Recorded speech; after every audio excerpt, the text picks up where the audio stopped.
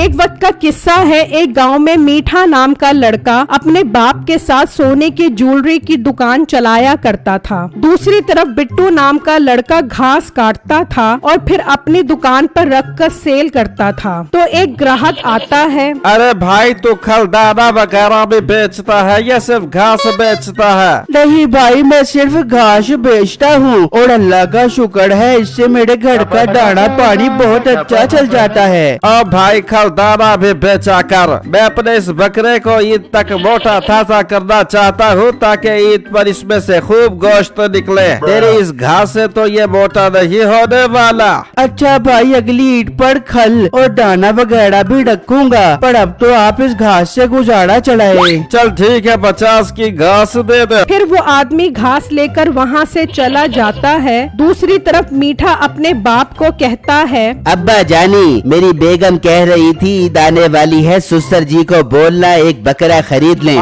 बेटे हमारा काम बहुत अच्छा चल रहा है, इस ईद पर हम बकरा नहीं बल्कि गाय करते हैं। वाह अब्बा जी, आई लव यू। नसीबो गाय देखकर खुश हो जाएगी और हमसायों में भी हमारा नाम ऊंचा हो जाएगा कि मीठे के घर गाय आई है गाय। ओ मीठे शर्म कर, कुर्बानी दिखावे के लिए नहीं होती, पता नहीं तुझे कब अकल आएगी। अच्छा अब्बा, नसीहतें बाद में कर लेना, अब गाय लेने चलो। फिर मीठा और उसका बाप वहाँ से निकलते हैं और गाय मंडी आ जाते हैं। तो उन्हें वहाँ पर एक ब्राउन कलर की गाय नजर आती है, तो वो वहाँ आ जाते हैं। भाई साहब, ये ब्राउन गाय कितने की दे रहे हो? आजी साहब, ये गाय आपको 2 लाख में दे दूंगा। अब्बा तूने कब हज कर लिया? ये तुझे हाजी क्यों बोल रहा है? ये लोग ऐसे ही नाम से बुलाते हैं, तो अपना मुंह बंद कर। अब भाई साहब, तुम्हारा रेट बहुत ज्यादा है। हाजी साहब, पूरा साल अब गाय को मक्खन मुरब्बा जात दूध पिलाते हैं, जब जाकर इनका इतना वजन होता है, देखो तो सही, पूरे 5 मन का जानवर है। ओ भाई, उन मक्खन और मुरब्बा जात में से तू भी कुछ खा लेता ताकि तेरा वजन भी शायद थोड़ा बढ़ जाता। अबे ओ मीठे, तू अपना मुंह बंद करेगा या उतारू अपनी चप्पल? भाई मुझे इसके 1 लाख रुपए समझ आते हैं। नहीं हाजी साहब, इतने की तो मेरी खरीद में नहीं है, आप मंडी घूम लो, आपको खुद अंदाजा हो जाएगा।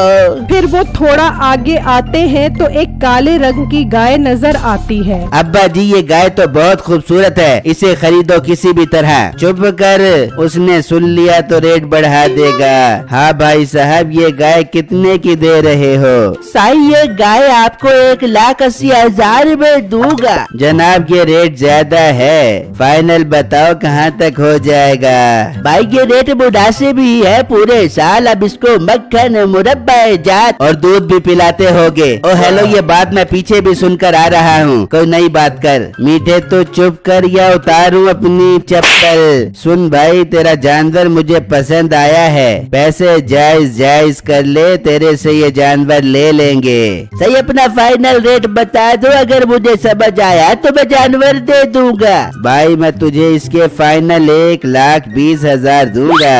सही, एक काम करो, न तुम्हारी न मेरी, 1,40,000 दे दो और गाय ले जाओ। अब्बा जी, जानवर खूबसूरत है, ले लो 1,40,000 का। मीठे तो चुप कर वरना उतारू अपनी चप्पल, यही कहना था ना? अच्छा अच्छा, मैं चुप हूँ, आप करो फाइनल। भाई 1,30,000 समझ आती है। सही, तुम भी क्या याद करोगे? लाओ पैसे दो, ले जाओगे गाय। ये सुनकर मीठा खुश हो जाता है। फिर वो गाय को वहाँ से ले जाते हैं और जब घर आते हैं तो नसीबो दरवाजे पे खड़ी होती है। अरे माशाल्लाह, वाह सुसर जी, आपने तो गाय लाकर मुझे बहुत सरप्राइज दे दिया है, दिल तो कर रहा है इस गाय की आरती उतार बेबू।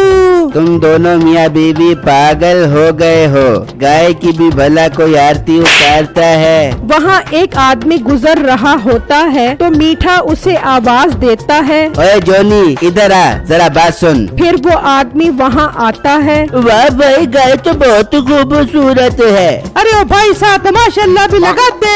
मीठे बोल क्यों बुलाया है? यार मैं मंडी घूम घूम कर थक गया हूँ, तो एक काम कर, इस गाय के लिए मोटे बिट्टू से घास तो ला दे। ठीक है बेटे, ला देता हूँ, ये तो सवाबों का काम है। बल्कि तू एक काम कर, मोटे बिट्टू को कह के घास लेकर मीठे सेठ के घर जाए, वही पैसे मिलेंगे, इसी बहाने बहाने वो गरीब हमारी गाय भी देख लेगा। बेटे तो शौकिया बांधने से बात बताई। चल ठीक है, मैं उसे घास लेकर भेजता हूँ। फिर वो आदमी वहाँ से चला जाता है और बिट्टू की दुकान पर आता है। बिट्टू तुम एक काम करो, घास लेकर मीठे के घर चले जाओ, तुम्हें वही पैसे मिल जाएंगे। ठीक है भाई, मैं भी जाता हूँ। फिर बिट्टू घास लेकर मीठे के घर आ जाता है। सुना मोटे बिट्टू, देखा है तूने इतना मोटा गेंडा जानवर कभी अपनी जिंदगी में? भाई मैंने तो इससे भी मोटे जानवर देखे हैं, लेकिन आपकी गाय माशाल्लाह बहुत खूबसूरत है। अल्लाह आपकी कुर्बानी कबूल करे। आमीन। सुना बिट्टू, तू इस दफा गाय ले रहा है या ऊँट? भाई ये तो आप मेरा मजाक उड़ा रहे हैं। अल्लाह देगा तो मैं भी कर लूँगा कुर्बानी। किसकी? मुर्गी की।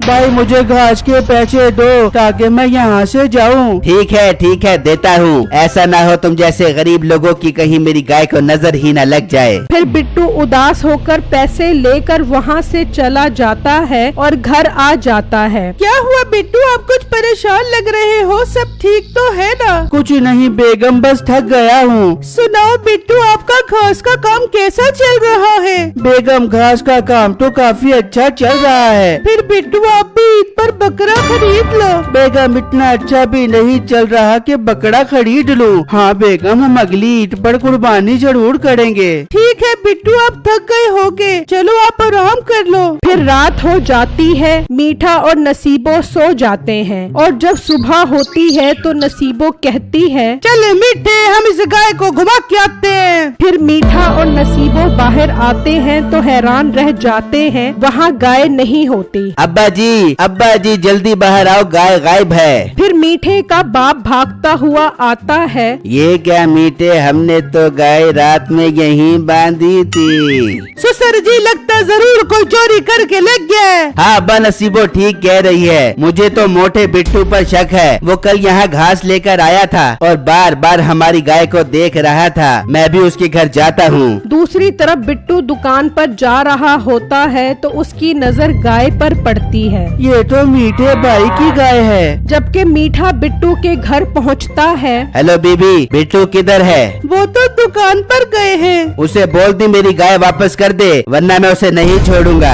दूसरी तरफ बिट्टू वो गाय लेकर मीठे के घर आ जाता है। बिट्टू, ये गाय तुम्हारे पास क्या कर रही है? अंकल मैं दुकान पर जा रहा था तो मुझे आपकी गाय नजर आई। मैं समझ गया कि ये जरूर रस्सी तुड़वा कर यहाँ आई होगी, इसीलिए मैं इसे यहाँ ले आया। बिट्टू तुम्हारा बहुत बहुत शुक्रिया।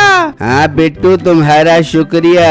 तुम तो सच में बहुत ईमानदार हो। तुम चाहते तो इसे बेच भी सकते थे, पर तुमने ऐसा नहीं किया। इतने में मीठा भी घर पहुंच जाता है। देखा ना अब्बा जी, मैंने इसके घर जाकर धमकी लगाई तो ये देखो ले आया ना हमारी गाय को। मीठे का बाप मीठे को जोर का थप्पड़ मारता है और सारी बातें बताता है। अच्छा अंकल, मैं अब चलता हूँ। बेटा एक मिनट, ये बताओ तुम कुर्बानी कर रहे हो? नहीं अंकल, मेरे पास इतने पैसे कहाँ से आए? हाँ अंकल, मैं अगली ईद पर कुर्बानी जरूर करूँगा। बेटा ये लो 30,000, ये तुम्हारी ईमानदारी का इनाम है। तुम भी बकरा लो और कुर्बानी करो। पर अब्बा जी से पैसे तो मत दो। मीठे तू चुप कर, वरना उतारूं क्या अपनी चप्पल। फिर बिट्टू पैसे लेकर खुशी खुशी वहाँ से चला जाता है। मेरी वीडियो को लाइक और मेरे चैनल को सब्सक्राइब कीजिएगा और मुझे कमेंट बॉक्स में जरूर बताइएगा कि आपको मेरी स्टोरी कैसी लगी। शुक्रिया।